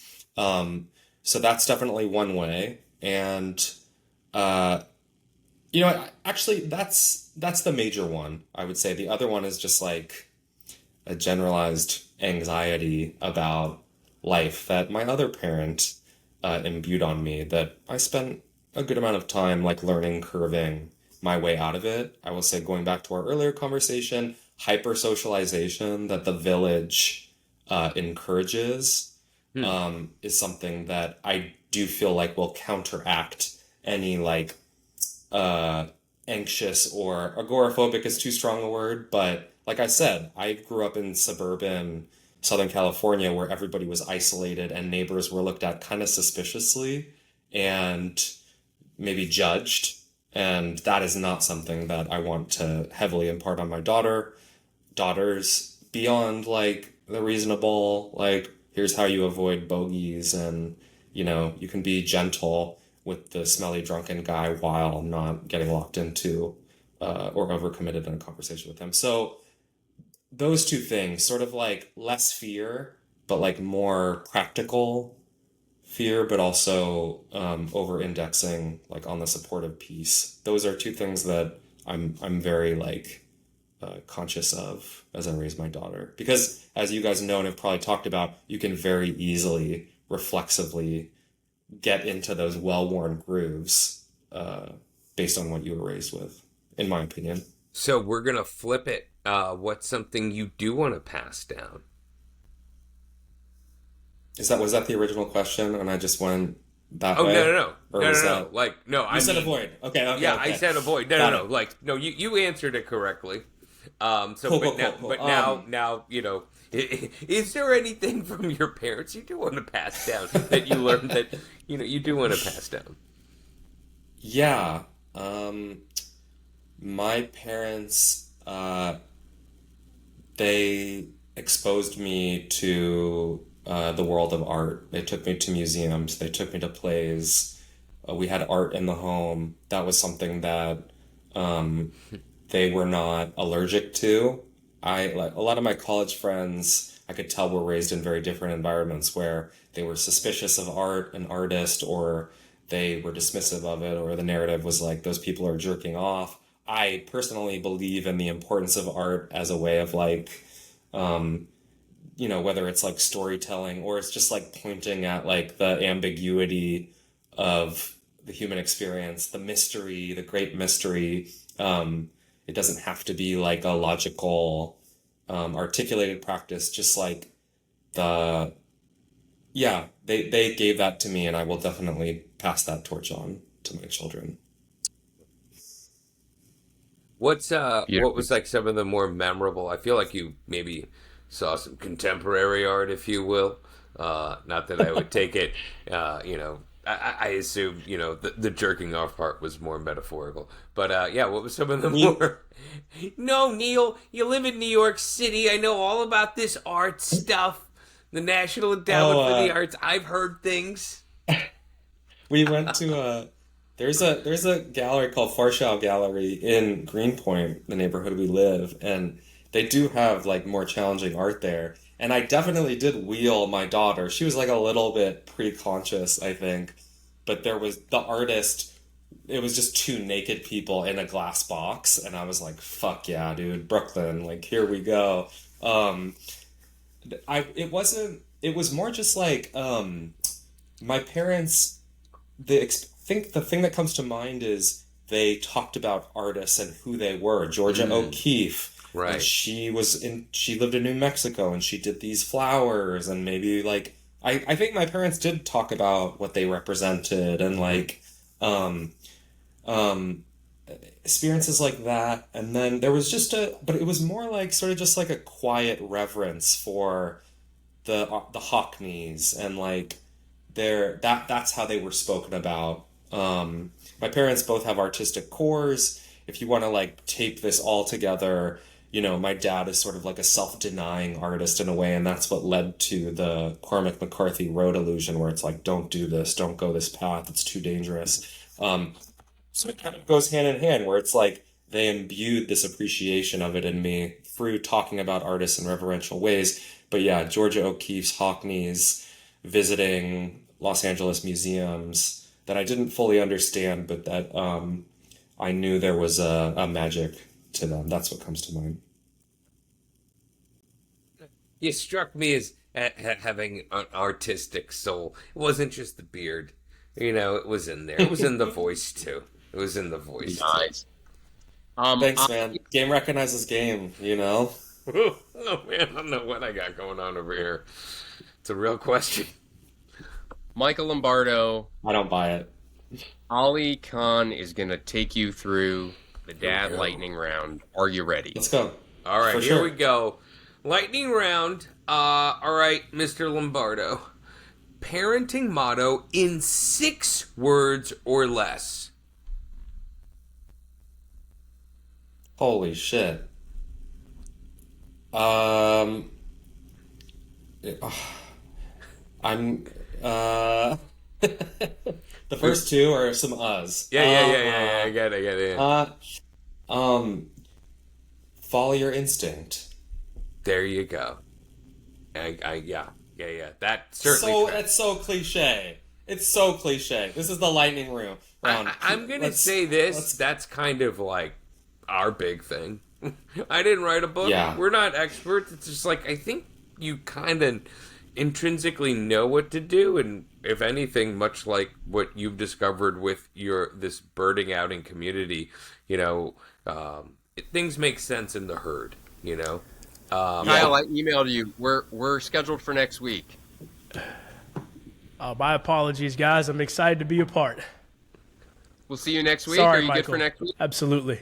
Don't Sorry, even guys. worry. All good, man. Hey, Good to see you. it's part of the whole experience. But are Dads you unite. We gotta of bring course. all the dads together, as many Kyle, as possible. Michael, me, Kyle, you'll both be man. in episodes. Yeah. But you agreed to the 22nd. I sent an invite for the 22nd. Are you good for that? Totally. I'm excited to be a part of the pod, so consider this Right. my dad fail for the day. Oh my God. Thanks, guys. But it's cool. I know you're a sneakerhead. I see both those pairs up in there Oh, too. 100%, And I think- man. 100%. And here's what we're gonna do. This fall, we're gonna get all 4 of us on. We're gonna do a round. And we could use Yeah, this we as the should. marketing Also- pitch, right?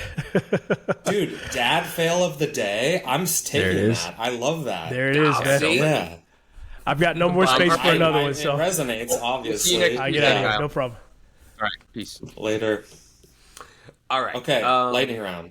Okay, we got to follow your instincts. Love it. Okay, Michael Lombardo, if you could have one superpower, what would it be?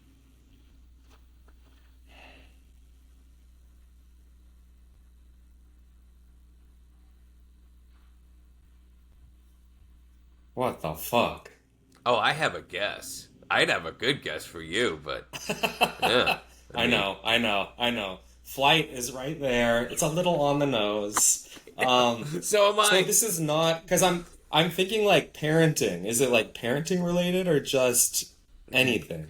Oh, no, it would be something like, I don't know, flying or, I don't know, breathing underwater. Is that a superpower or is that just like an evolutionary trait? I don't know. For sure, flying. Love flying. There you go. Favorite cheat meal?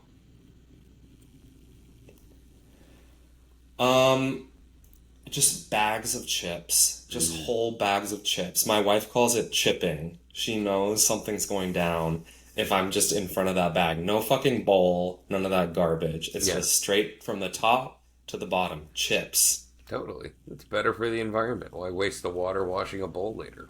100%. All-time favorite TV dad? I mean, Homer Simpson is so hilarious in the first seasons, the first 9 or so. All-time favorite TV dad. Fuck. I want like really great answers to these because as a listener of podcasts, I'm always like, why did they say that? Why didn't they say this? This one's obviously so much better. But now I'm sympathizing with those podcast ease because on the spot, it's very hard. Um, uh, uh, George Senior in Arrested Development. I know he's like typically the grandfather, but he's just so fucking funny. I mean, it's not even, I don't idealize him, but yesterday I was thinking of the quote where he's talking to Buster and he's like, he's talking about Buster's participation in sports and he was like, you were just such a weenie out there. You were just such a and it was just like so raw and honest, also very hurtful and funny for me as a viewer. I don't know. I just love George Senior. No, I get His it. I character. think you like a dad that's just like actually, the guards, Homer Simpson, and yeah, it's all tracking. Here's a Okay, question good. only you could truly answer in a special way, I think. Favorite bird to see in the wild? There are a lot. My favorite bird to see in the wild is an indigo bunting. Indigo buntings are small, sort of sparrow-sized birds that visit the eastern United States. Shout out St. Louis. I saw my first indigo bunting there in Lafayette Square Park. Shout Oh out. yeah, yeah. But they're small and they're just sort of otherworldly blue. Yeah. They're really beautiful. I did unfortunately witness the first indigo bunting noticed in Brooklyn last spring migration, and I watched it hit a building along the side of McGolrick Park because one thing that happens when you get into birds is you learn very quickly that they did not evolve to see glass, and so many die migrating because they strike windows.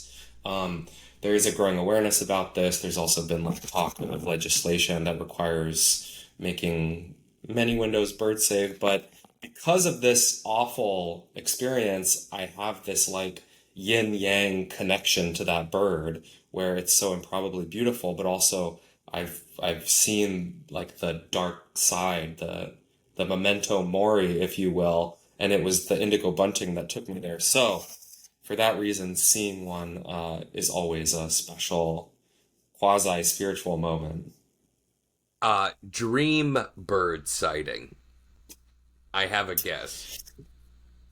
Um, well, one is the Perrin, which is this bird that you mentioned that I never heard of, that you thought your stuffed animal was, that I now need to see. Um, I have never seen, besides this proxy for this beautiful specimen that you This have guy. on hand. Um, I have never seen a great gray owl, and I would like to see one of those. That's like that classic big northern bird. Actually, if you've watched Winnie the Pooh. Is there a great gray owl in that? I mean, there's owl, right? Am I right? What Right. do you, who, It's owl? probably in the 100-acre wood. There's He rabbit. There's doesn't. Eeyore. He doesn't look incredibly far off from the great gray owl. There's that book, The Big Year, which you're on the path, Ollie. You have a birder core. I can feel it from here. Um, the movie, The Big Year about birders has a great gray owl moment. I know this is a spark round. Sorry, let's get back to questions. But great gray owl, I would like to see. You're right. It was, but it is what sorry. it is. Well, that's what editing's sorry. for. Favorite book to read with your kid? Um, Goodnight Moon. I mean, the haunting poetry, the poetic nonsense. It's beautiful. That's my favorite book to read with her. I can still hear my wife reading that book aloud to my son very, very clearly. Yeah. One thing you wish you knew before becoming a dad. I feel like my brain liquefied, like a caterpillar becoming a butterfly. Like the brain that existed before, I don't know if this happens to other dads, but I feel so out of touch with it. Like I don't even remember what it was like to have a day with many hours of free time and like that like it's weird. Like I just feel like I forget.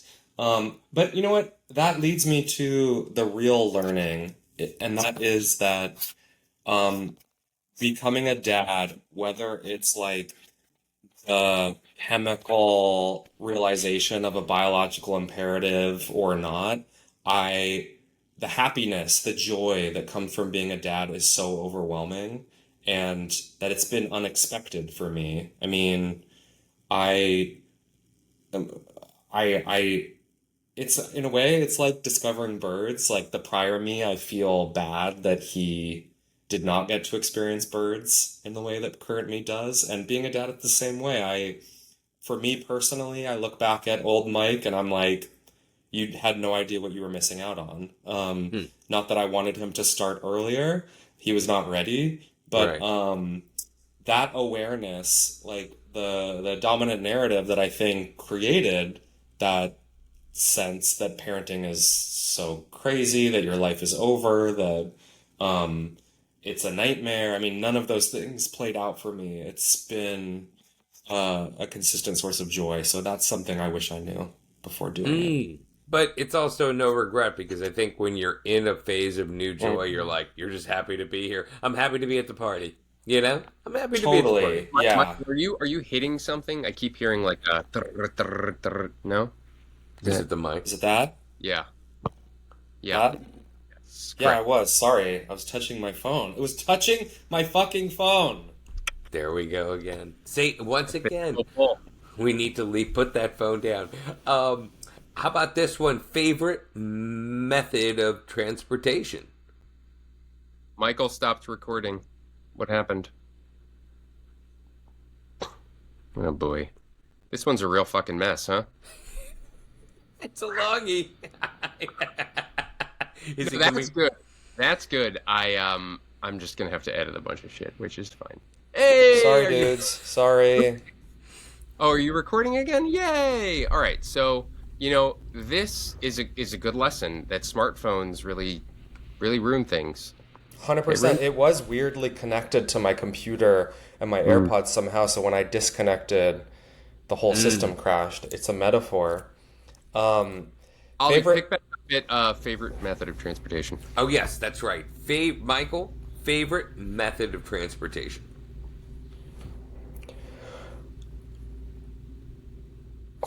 It's a three-way tie. I mean, walking, biking, subway. I love them all. Wow, what a New Yorker. That's a New York answer right there. That's a It is. New York answer right there. I can relate to two of those three things. There's yeah. Sorry, this is a lightning round. I'm just fucking it up. We're gonna go apparently lightning. We're gonna keep it- longer-winded than I know. Okay. Yeah, go ahead. Dad habit you're most proud of.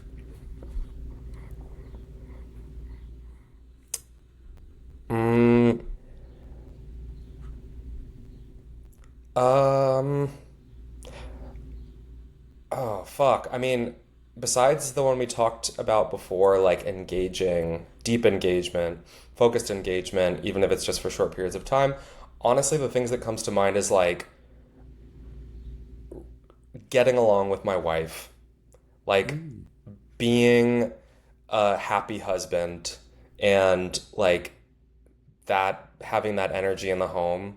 I mean, my our relationship is a disaster in so many ways, just like every marriage is, but we generally like each other and are friends and I've been in relationships where I bicker. None of that shit's happening in our house. And I'm grateful for that. Sounds like it's going pretty good.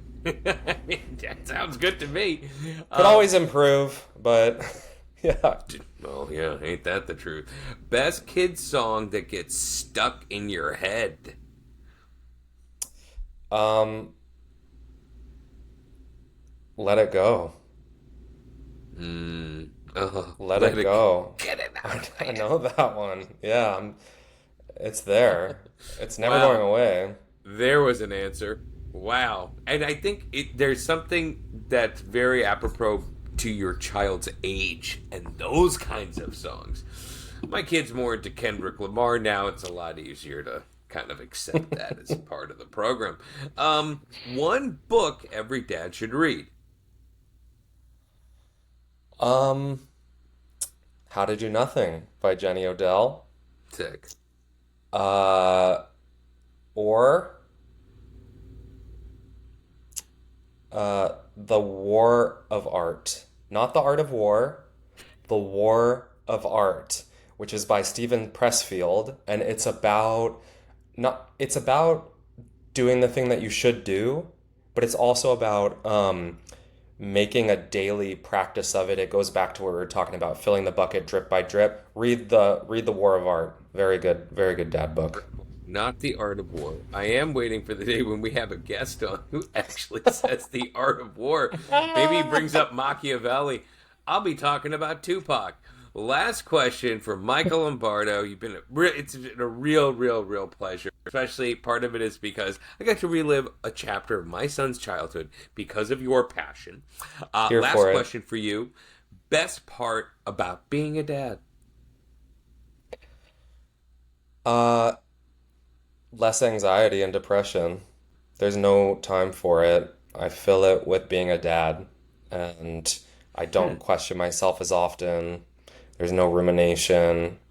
My monkey mind has like a major focus, and it's pretty occupying. And wait, is this the best thing about being a dad? Is that the question? Oh shit. I mean, that's like a third. Maybe it's not the best, but it's good. Um, when my daughter giggles, that's the best thing about being a dad. Yeah. Like when I make my daughter giggle, that's an unmatched joy. Michael Lombardo, you are the world's greatest dad. Yeah, I know. Jesus Finally, Christ. once we landed at that answer, there I was like, all right, crowned him the WGD. That is it for us. Thank you, Michael. I feel like I'm still developing my podcast guest muscle. Thank you guys for bearing with me. That was fun. Yeah. Neil edits.